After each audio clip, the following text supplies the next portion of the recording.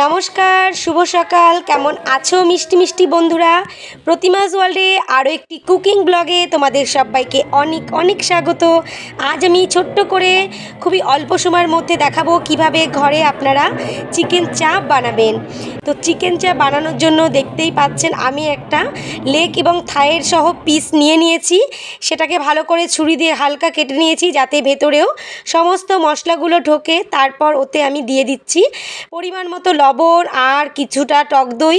তার আগে বলে রাখি, এটা পরিষ্কার করে ধুয়ে আধ ঘন্টা জল ঝরিয়ে রাখবেন ঝাঁঝরি গাবলা বা ছিদ্র করা গাবলায়, যাতে এক ফোঁটাও জল চিকেনের গায়ে লেগে না থাকে।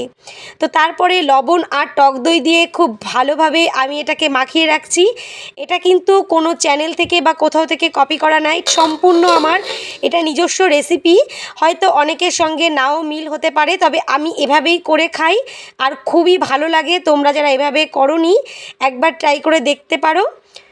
তো এটার জন্য কিছু মশলা আমি নিয়ে নিচ্ছি 4 ইঞ্চি মতো আদা আর কিছু 8-10 কোয়া মতো রসুন নিয়েছি, অর্ধেকটা মতো পেঁয়াজ কুচি, কিছুটা কাজু বাদাম নিয়েছি, দেখতেই পাচ্ছ ভাঙা কাজু যেগুলোকে বলে।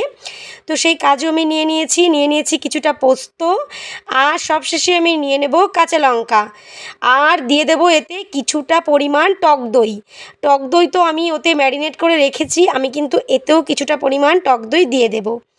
আর বললাম কিছুটা কাঁচা পাকা লঙ্কা।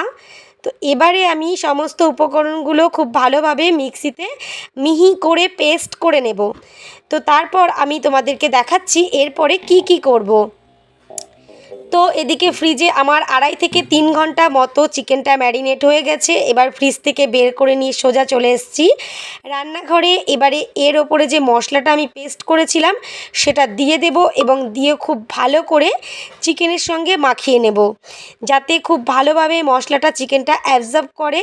এই মশলাটা দিয়েই কিন্তু রান্না হবে বন্ধুরা।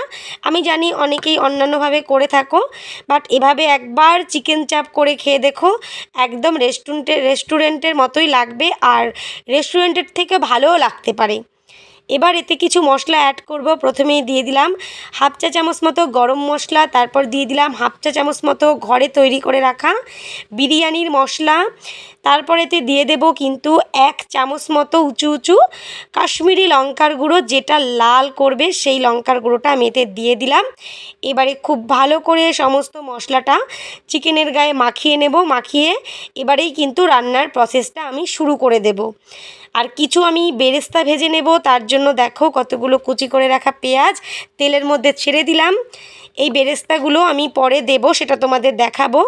তো পেঁয়াজগুলো ভেজে আমি তুলে রেখে নেব। তারপর একই কড়াইতে আমি এতে দিয়ে দেব 3 থেকে 4 চামচ মতো ঘি কিন্তু তোমরা চাইলে বেশি দিতে পারো, বাট ঘরোয়া উপায়ে যত কম দেবে ততই কিন্তু শরীরের পক্ষে ভালো। আর এতে দিয়ে দিলাম কিছু গোটা মশলা ফোড়ন, যেমন দারচিনি, এলাচ, লবঙ্গ, গোলমরিচ, জিরে সমস্তটা দিয়ে এবারে আমি চিকেনটা ওর ভেতরে ছেড়ে দিলাম। চিকেনটা হালকা এপাশ ওপাশ একটু ফ্রাই করে নিয়ে যে মশলাটা এখনও পড়ে আছে চিকেনের গায়ে মাখানো হয়েছিল, সেই মশলার মধ্যে জল দিয়ে আমি চিকেনে দিয়ে দেব। দেখতেই পাচ্ছ এতে আরও একটু পরিমাণ জল লাগবে, তাই এইটা ধুয়েই কিন্তু আমি জলটা দিচ্ছি, তাহলে এর টেস্টটা অনেক গুণ বেড়ে যাবে, তাই না বলো বন্ধুরা? এবার আমি এটাকে ঢাকা দিয়ে রান্না করে নেব, এপাশে 10 মিনিট ওপাশে 10 মিনিট, মাত্র 20 মিনিটেই আমার চিকেন চাপ রেডি হয়ে যাবে। আর দেখতেই পাচ্ছ থালা দিয়ে ঢেকে আমি ওপরে একটা নোড়া চাপিয়ে দিয়েছি, যাতে হাওয়াটা ভেতরে না ঢুকতে পারে আর চিকেনটা খুব ভালোভাবে সেদ্ধ হয়ে যায়।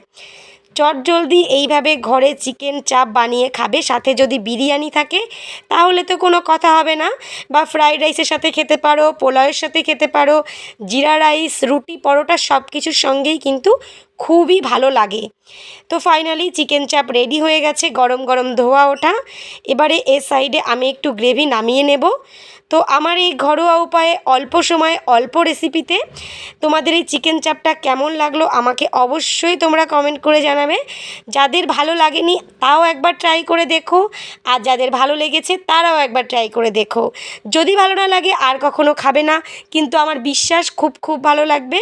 তো চলো দেখা হবে আগামীকাল অন্য একটা ব্লগে। ততক্ষণ ভালো থেকো, সুস্থ থেকো।